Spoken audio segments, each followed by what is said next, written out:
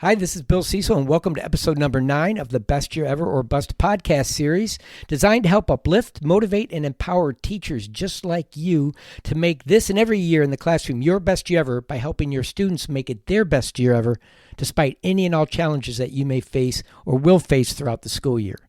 So I want to thank you again for taking time to listen to this podcast series. For those of you that have been listening since the very beginning, this is our 9th episode together. So welcome back. Thank you for giving me your precious time, especially during the school year, to be listening to this. So thank you very much. And also, if you're new, welcome. I'm glad you're joining us. It's never too late to make this your best year ever. So I hope you'll enjoy this episode and then maybe go back and listen to the first 8 episodes so you just sort of kind of get up to speed with what's going on. But welcome aboard. I hope you enjoy this and that it will help you out this year as well. I also want to thank all of you for taking time to share this with other teachers in our profession to help make them strong, because the stronger we are individually and then collectively, the stronger our profession is. So thank you for doing that. And also, I just want to thank all of you for being the heroes you've been called to be. Again, I haven't said that enough recently, and so I wanted to make sure I said that early on tonight, because I was talking about the billboards last week, right? That we deserve to have billboards out there to represent us, to say that, I am a teacher and I make a difference every day. So people will see that and see it in us, that we are driven, focused people that are on a mission, committed to reach our mission to help secure our future by helping educate our children today. And so you are heroes. So don't ever forget that. I know sometimes we're so busy and we're so stressed out with the things we're facing that we totally forget that every time we step in that classroom, we have a chance to make a difference that day. Even if we don't see it, like I said last week, we're planting seeds. But we're heroes because those seeds will eventually take root and change people's lives. Like I talked about last week for that gentleman, that young man that was sitting in jail thinking of what my wife had told him back when he was in 5th grade and deciding to make a change in his life, which he did. Mr. Trekkie, when he was teaching this kid right here, talking to you right now, who struggled in school and had very low self-esteem and thought he wasn't very smart and didn't try very hard in school. Somehow, not only did he plant seeds in me that helped me to eventually get confidence in myself and start taking bigger risks in my life, but also to eventually, when I became a teacher, to start doing some of the things I saw him doing that helped to reach students like me that were struggling, to get them into the game, to somehow to get them to start focusing and start believing in themselves. So don't ever underestimate the power that you have to go in every day and make a difference and to be a hero. So I just want to say that right up at the front. So today what I want to do is I told you this a few episodes ago and I delayed it last week because I wanted to talk about that important topic. Today what I want to do is I want to give you a doable plan that you can give your students so that they can succeed. And so I've given you if you think about it, in episodes 2 through 7, I gave you the setting the table for success, 4 strategies that you could use to help build your team into a winning team every year in your classroom, and also to create a positive, safe learning environment so that your kids can come in and feel safe to take risks and thrive and not just try to survive the school year, but actually thrive. And so we spent a lot of time, those first 7 episodes, trying to give you the power, the tools to empower you to go in and start building your team and start creating that safe environment so that you'll have more time to teach and your students will have more time to learn. But this part is really important, what I'm going to talk about right now, and really for the next couple episodes. I want to talk about giving you a doable plan to give your students so that they'll work with you even more. It's one thing to be excited about your vision to try to work together to make it the best year ever, but they got to still find something in themselves that says, when I come to school, I can make a difference. I can start to grow. I can start to learn. And so we got to give them something that will help them, that will be their doable plan to help them help you reach the team's mission, to make it the collective best year ever for everyone, and then that will also help individually to make it the best year ever for everyone. And so I want to focus the next couple episodes and tonight on providing you with a doable plan that you can provide to your students. So this is going to be something you're going to give your students, okay? And if you remember, I talked about early on in one of the episodes, I think it was when we were talking about vision and shared vision, about how I would go in each school year and I would start off, even before I'd say my name or welcome to 5th grade, I would just walk in, close the door, and I would start offering them a chance to have their best day ever first so that they would feel safe and excited about that day, because they're nervous coming in first day, new building, in my case, new classmates, all that. So they're nervous. So I'm trying to get the nerves out of them. So the first thing I did was I offered them a chance to make it their best day ever. And then I took the offer a step further and said, now what I'd like to do is ask you, would you be interested if somebody came in and offered you a chance to make it your best year ever? And then I would lay out the benefits of what that would mean for them and how it would literally be their best year ever. And again, I'm not going to go through the whole list. You can always go back and listen to those first couple episodes. Or again, I would encourage you to get my playbook, Best Year Ever, Winning Strategies to Thrive in Today's Classroom. You can read more about it on my website, bestyearever.net. I'm not trying to sell you my book so much as I really do believe it's a playbook that can help you be successful. But I have the entire script of sort of that opening day speech, not for you to memorize, but for you to take out key talking points that you can use to offer your students. And so how many of you would be interested? And again, all their hands would go up. And I would say, great. So today's your lucky day, I would tell them, because I'm that person. I'm the guy that's going to help you make this your best year ever. And I would go through again and highlight some of the main things I could do for them. But I would say to them, after I'd get them kind of going for a while, I'd say, but there's a catch. And the catch is that in order for you to make this your best year ever, there are 3 things I'm going to ask you to do. And I would kid around a little bit. And I say, now I know what you're thinking. You're thinking, oh, great. I knew there'd be a catch. Great. Yeah. What are the 3 words? This is going to be impossible. I can't believe. I'd say, no. Yes, there is a catch. You have to be able to do these 3 words. But here's the good news. They're easy to learn and they're easy to master. They're easy to learn and easy to master.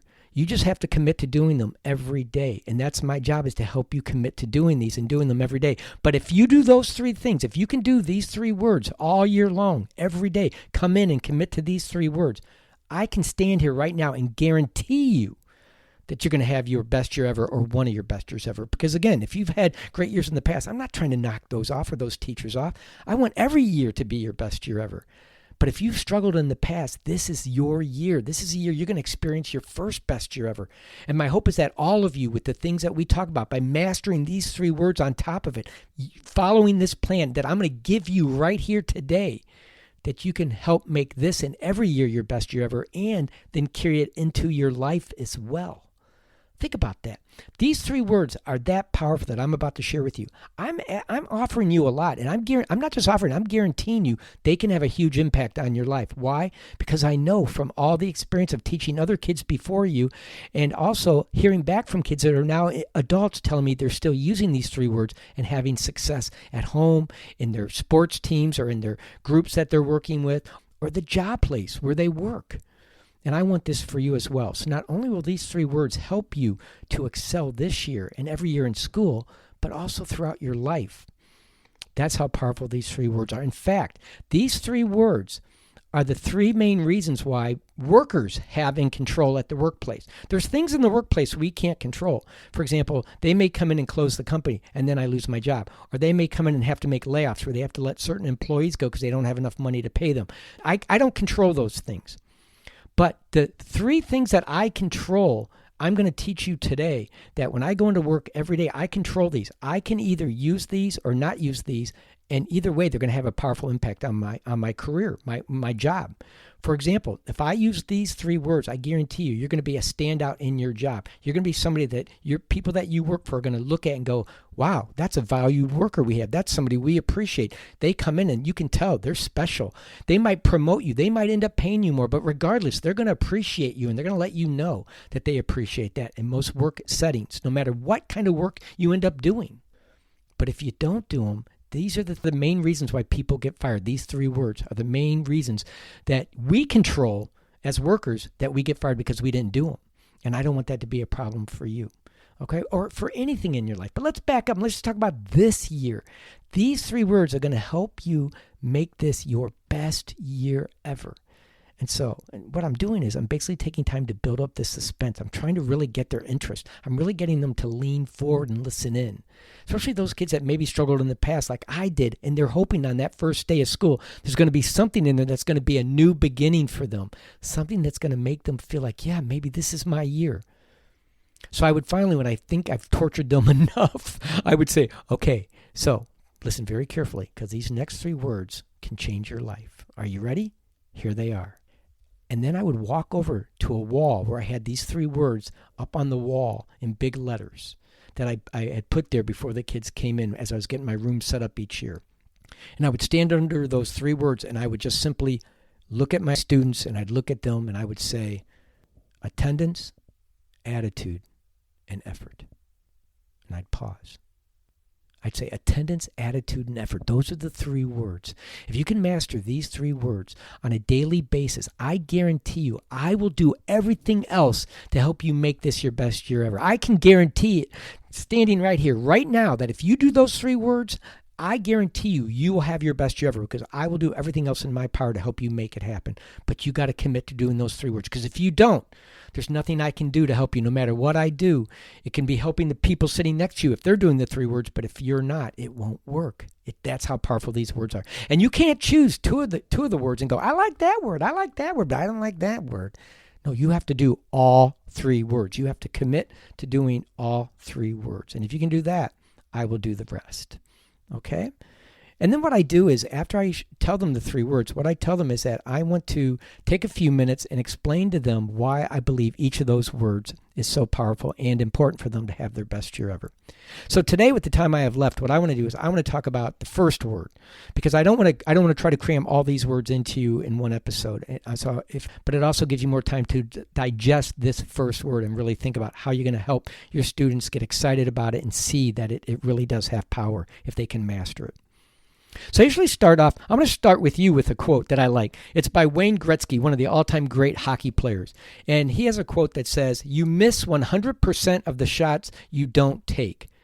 You miss 100% of the shots you don't take, which means if you don't take the shot, you never have a chance of scoring a goal, right? So you got to take the shot. You may not always make every shot, but you got to take the shots in order to have any chance of making a goal. And so the same thing's true with, I think of Michael Jordan. Again, I'm a big fan of Michael Jordan. In my opinion, the greatest basketball player of all time. He never would have been able to win 6 NBA championships with the Chicago Bulls, or he never would have been a 5 times NBA most valuable player in the whole league. 5 times he was named the most valuable player in the entire league. 14 times he made the NBA All-Star team. And he's in the NBA Hall of Fame, which is very hard to get into for any player. And arguably, people will say he's one of the best players, if not the very best that ever played the game. People will debate that, but he's definitely always in that conversation. None of that, let me repeat, none of that would have happened without the word attendance. And I tell my students, this may be the easiest of the words. All you have to do is show up. But if you don't show up, the other 2 words never come into play. That means you never have a chance to make this your best year ever. You have to show up in order to make this your best year ever. And you have to show up on a regular basis. And I tell my students, there are some real advantages to showing up versus those that don't show up on a regular basis. And how do I know? Because I was one of those students that I would try to play sick. And I would sometimes tell my mom, I don't feel well. Can I sit home? And she would say, well, okay, Billy, go on the couch. You can sit there. I'll come in and check on you. And I would sit there thinking, this was the greatest day of my life. I get to watch some TV and nobody else is at home except for me, because I had 4 other brothers and sisters. And so I was the middle kid. So this was my day to get attention from my mom. She'd come in every once in a while, check on me, bring me soup and a sandwich at lunch. And I just thought, I beat the system. I'm at home. My friends are at work. This is great, But what I found out the next day was that my class, it wasn't in the same place they were the day when I was there last. Something happened. Something changed and I'm not there. What I figured out the hard way is that going to school is like riding on a train. If you're on a train and you're going someplace, let's say you're heading towards your best year ever, and it's a long journey, and every day you ride this train together with your team, and you get to be with your team, and you're on the train together, going together, working to get towards your best year ever. But you stay home a day. And then you come back, the train's not going to be where it was. It's way down the tracks, and you've got to now work extra hard to get caught up to the train. You got to figure out what lessons you missed. You got to figure out what happened the day before that. You don't even know the new strategy or the new skill that you needed to learn how to do the homework that you missed that now you got to do tonight on top of the homework you're going to get today. So now you got to do double work just to get caught up. And so you're working extra hard, and you feel so lost, and so you feel even more frustrated than the day before when you could have been there, or 2 days ago when you were there, and now you're trying just to get caught up. And so what you do is you think, you know what, I'm going to take another day off because I'm tired. This wore me out. And I just don't feel like I'm getting caught up. I'm getting frustrated. I have to do more work. So what do? You take another day off, which is even worse because now the train even goes further down the tracks. Or you take a couple days off and it goes twice as far down the track. And what happens is all year long, you're working harder than anyone else in that classroom just trying to make up for lost time that you could have been there and should have been there to get it done. Obviously, unless you're sick or you have some other real excuse like a doctor's appointment or you have to be somewhere. But that's rare that happens throughout a school year. I'm talking about not being there on a regular basis. You have to be here on a regular basis, I would tell my students. Because if you are, you've got the easy job now of just riding the train going, oh yeah, we're starting a new assignment today, but we learned how to do this yesterday. We talked about the skills we need. We've had some practice. So today when I have to do some homework, I already know what I'm doing. So I can go home and get my homework done in less time than you are because you weren't here yesterday and you don't even know what we're talking about. So you're really confused. So you're going to sit there at your table all night wasting time getting frustrated as you're working and trying to get your work done. And you still got to do today's homework on top of that. So you got to make up yesterday's and today's. It's not worth it. I would tell them this. I would beat it into their brains to make them realize that this is so important and that there is advantages to being at school every day. Let me tell you some of the advantages of being at school every day. And these are ones that I would share with my students. Number one, if you're there on a regular basis, you have more opportunities to learn the subject matter that I'm teaching and the skills that you need to be able to do the homework or the assignments that will come with that new learning. So not only are you learning what the new subject is, you're learning how to do if it's a math problem, you're learning the new skills to do the math problem, or you're learning certain things that you need to remember to help do the homework, but you're getting more opportunities to practice, just like Michael Jordan did. Every day he went to practice and went to the games. He was practicing, he was playing, he was in the game, he was working his skills. He wasn't trying to do it all at once. He took a week off and now he has to come back. He's out of shape. He can't keep up with the other players. He never would have done the things he did. He knew that. So he showed up on a regular basis, right? So you'll have more opportunities to practice the skills that are being taught and to actually use those skills more often than those people that aren't there on a regular basis. All right, which will help you complete the work that you're assigned on a more regular, easier basis and less time and less stress. And that's number two, less stress. So instead of trying to make up for all the missed work that you've missed or even just not knowing what's going on, you get to relax. You get to be on that train just relaxed in class going, yeah, we had this discussion yesterday. I know what we're talking about. Oh, yeah, we talked about this. Oh, yeah, that's good. Oh, I know what we're doing. Yeah, oh, I got it. I finally got it. Yeah. Versus the kid that's not there. He's like, I don't even have a clue. What are you guys talking about? So there's less stress. And then finally, you have more opportunity to feel connected to your classmates and to me because we're a team. We're here every day working together, and you're not here on a regular basis. You're missing out. You don't feel connected. And so what happens is maybe you feel like I don't even feel like I'm on the team. That's partly your fault because you're not here. You're not a part of the team. You chose not to be here. And now, again, I'm not talking about if you're sick, right? Those things will happen. Don't get upset about that. Unfortunately, everybody does get sick once in a while. I'd rather you stay home and get healthy so you can focus better when you come back to school. And also you don't get other people sick, so it keeps our team healthy. But you know honestly when you're sick and when you're not, right? So it's going to be, that's the hardest part of this. You got to be honest with yourself. And you got to say, you know what? I got to get up and go. Even on the days I don't want to go. That's what a good teammate does. He shows up, right? I got to take my shot every day. I can't have my best year ever if I'm not there. So I want to be there, not only to help me have my best year ever, but to help my teammates have their best year ever. So with that comes responsibility. With that great feeling of being a part of a winning team, you got to hold up your end of the bargain and be there, right? That's important. But the more you're here, the more you're going to feel connected to what's going on in your learning, and you're going to feel more connected to the people around you, your classmates, people in the school that you see on a regular basis. Hopefully you'll feel much more connected to me as your teacher. You'll see that I'm really pulling for you. I'm your biggest cheerleader this year, at least here at school. Hopefully your parents are cheering for you at home just as much, but I'm really here to help you have your best year ever. Just like Michael Jordan had coaches and trainers that were there to help him make every year his best year ever. So I hope you'll keep that in mind. That's one of the things I stress a lot with them, that train just keeps going down the track. So it's easier to ride on the train than to be chasing after it all year long, okay? And then also, I tell them, maybe they can set a personal record this year.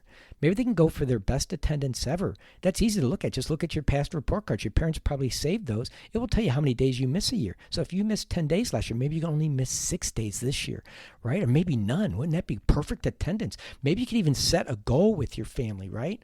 I would say, here's what I'm going to do to help you with your attendance. If we're all here, including me. Now, if I'm at a meeting, that counts as me being here because I can't control not going to a meeting, but I'm learning about things to bring into our team to help make our team better. So that counts as me still being here. If we're all here, then what's going to happen is I will put a star on the word attendance you see up there, a little sticker star, and we'll see how many of those we can get. And if you look over here, I would tell them I have a record of how many stickers my previous group that had the most stickers ever got, and I would say that was either last year or 10 years ago or 5 years ago, whatever that number was. I would say that number's up on the board for a reason. If you guys can beat that this year, your number will be up on the board, and it will stay up there as your winning championship as long as no other team beats it. Okay, so we're working together to try to maybe beat that number this year. It'd be kind of exciting to try to do that. It's a way for us to keep the score to show, yeah, we really are having our best year ever. So that's one marker we can use. But individually, you could be working on that as well. By the way, I try not to miss any school. I've learned I'm chasing the same train. If I'm not here, I've got to make up for everything that happened the day I wasn't there. And I got to figure out what happened, what did I miss, what was something taught the right way, do I have to go back and reteach something, were you getting it, were you not, so I have extra work to put on myself. And plus, I'm not with the team. This is one of my favorite things to do is be with you guys every day, right? Because we're on a mission to make this our best year ever. It's fun to be here working towards that mission together. So I'm a teacher you can count on. I will be here every day, if not most every day that I can, because I don't like to miss just to miss. I learned that as a child growing up. As a student, it's way easier to be on the train than chasing that train. So I hope you'll feel the same. And the last thing I want to share with you guys, and this is what I'm talking to my students to, I would say I actually have a couple students that are in my Hall of Fame. I actually have a Hall of Fame in my classroom. Kids that have done things, students over the years that have done things that really stood out as unbelievably different. It's like Michael Jordan made it to the NBA Hall of Fame. I have students that have made it to the Mr. Cecil Hall of Fame. Okay, there's not someplace you're going to go to and see plaques and statues of them, but they're in my mind, and I'm talking about them right now, so I'm keeping their story alive in my classroom every year. So I'm going to share two students with you right now. The first one's name is Brittany. And Brittany was a student that was just loved coming to school. She worked hard. And I remember one day she came up to me and she said, Mr. Cecil, I'm going to be late tomorrow because I have an appointment. And she was never absent. So I was like, no problem. Yeah, cool. I hope it goes well. What is it? Is everything okay? And she goes, well, I'm having eye surgery tomorrow. And so I'm going to be late because it's in the morning. So I plan to come in the afternoon. I'm like, you're having eye surgery? I had eye surgery as a kid. I missed a week of school. I said, I know laser surgery gets you back a little sooner, but my wife had it a few months ago, and she was out for, a couple days with it trying to recover. I said, so I really probably won't see you for a few days, Brittany, but thank you for letting me know, and I wish you all the best. I'll be thinking about you. And she said, no, Mr. Cecil, I'm going to be here tomorrow. I promise you, I'll be here. And I said, no, look, I don't think you will, but that's nice of you. I know you care about being here, but there's some days I said you're going to miss for a good reason. So if you miss, please don't let that bother you. But I'm going to be thinking about you and wishing you luck tomorrow. So good luck. Sure enough, she's gone. And I'm thinking I'll see her 2 days from now, right? 2 days. Sure enough, the next day, she's not there. And she's not there right after lunch. So I'm like, yep, I knew she wouldn't be here. I mean, she's had eye surgery. Come on. We get out at 2:30. At 2:20, I'm looking out the window as the kids are getting the room cleaned up, and I see this kid with her mother walking her towards the front of the building. And I couldn't tell who this kid was, but she looked slumped over. It almost looked like the mom was almost carrying her because she was holding her up as they're walking. They were walking so slowly, and it caught my eye, so I was kind of watching them. And sure enough, they went in the building. I didn't think anything else of it. I started getting cleaned up. I only had a couple minutes left, and all of a sudden, I look over at the door, and it's Brittany standing with her mother at the door. And she looks at me, and I look at her, and I said, Brittany, what are you doing? And she goes, Mr. Cecil, I made it. I told you I'd be here today. Oh, it stole my heart. Yeah, I'm still floored by that. I remember looking at her going, oh my gosh, you came in, you didn't have to. She goes, I know, but I wanted to be. And her mom looked at me and she said, she really wanted to do this. So I said, why not? And I said, you just got us a star on the attendance sticker. I said, I wish I could give us more, but that wouldn't be fair to the other teams. But this is going to be one of the most special stars I put up there. And everybody started clapping for her. And she finally, I said, why don't you leave now before the rush of students come and run you over? So please take your one good eye and your other one that's recovering and get out of here and be safe. And again, if you're not here tomorrow, I'll understand. Well, she was there the next day, of course. So she had an eye patch on, but what a tough kid. She made my Hall of Fame. And then there's a kid named John. He was a really big kid.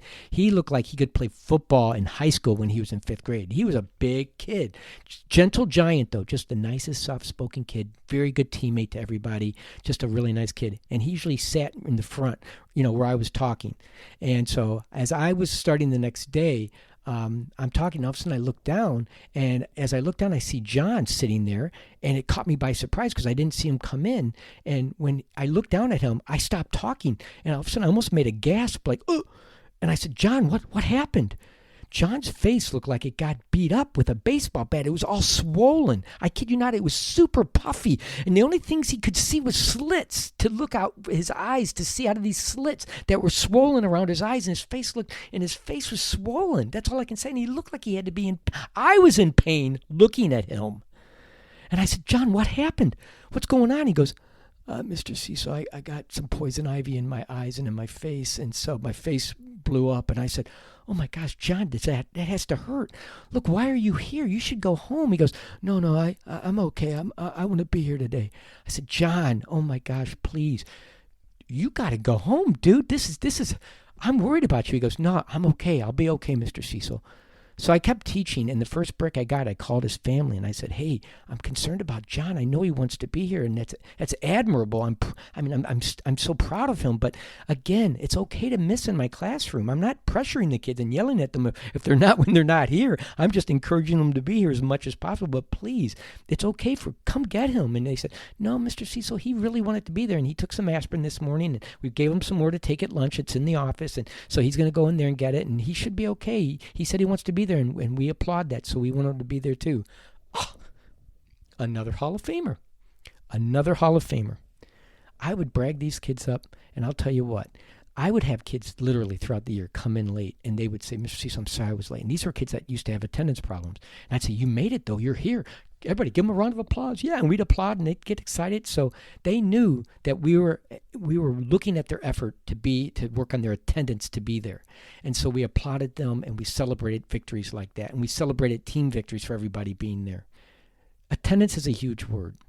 It helps your class be cohesive, working together. It helps you have less time to have to go and make up work with kids or call home and call home to their families and help them to figure out what they need to do to help their kids get their kids caught up on their work that they're missing because they were absent. So it's a bonus. It's worth it. It's a good investment to really promote this word. But more importantly, it's really good for them. You're making an investment in them to be successful the rest of their lives by having good attendance. Because I kid you not, I have kids tell me, Mr. Cecil, I always had good attendance. When I learned that in your classroom, and I'm really like that at work too. I see other people not coming in. I come in every day, and it makes a big difference. I can tell my boss or supervisors are really impressed by that. And so I just want to thank you for that. And I'm like, oh my gosh, no, thank you for doing it. That's great. You took it on. You helped our team that year, and you're continuing to strive, I can tell, to make every year your best year ever. So I want you to really focus on this word and start to think about how you're going to introduce it to your kids. Hopefully use some of these ideas. And again, I have other ideas in my book. If you want, again, my playbook, Best Year Ever, it's on my website if you want to check that out as well. Okay? But I'm going to stop there for today. I think I've talked long enough. So we'll take on the second word tomorrow, or the next episode, in a week. And then we'll take on the third word in the following episode after that. So we'll do these within 3 weeks. That's my goal. So I'm going to stop today. But again, I just want to thank all of you again for just being the heroes you are. Again, I started off with that, but I truly, you guys are heroes, especially those of you that are taking some of these ideas and using them, because it's easy to say, I'm too busy for that. I don't have time for this. I don't have time to do that. And yet then we complain about what our kids are doing or not doing. And a lot of these things are really designed to help minimize or take away those challenges so your kids can excel and feel good about what they're doing and feel successful and be successful. And for you to feel successful and be successful being the hero you've been called to be. So again, I want to thank you for taking the time to listen to this episode and the other episodes you've been listening to. And again, for sharing it with other people. Please, please, please do that, because I think it's something about giving. It's really important. The more people you give, the more people you're going to influence and touch. You're planting seeds, like I talked about last week, as that positive billboard that's out there for education, for teachers, for our profession, of who we are. We look out for each other and we help each other as we strive to be the best we can be. So just like you're asking your students to do. So until next time we talk, I just want to tell you, thank you again for your good attendance, for being here. And please remember, best year ever. You have the power to make it happen.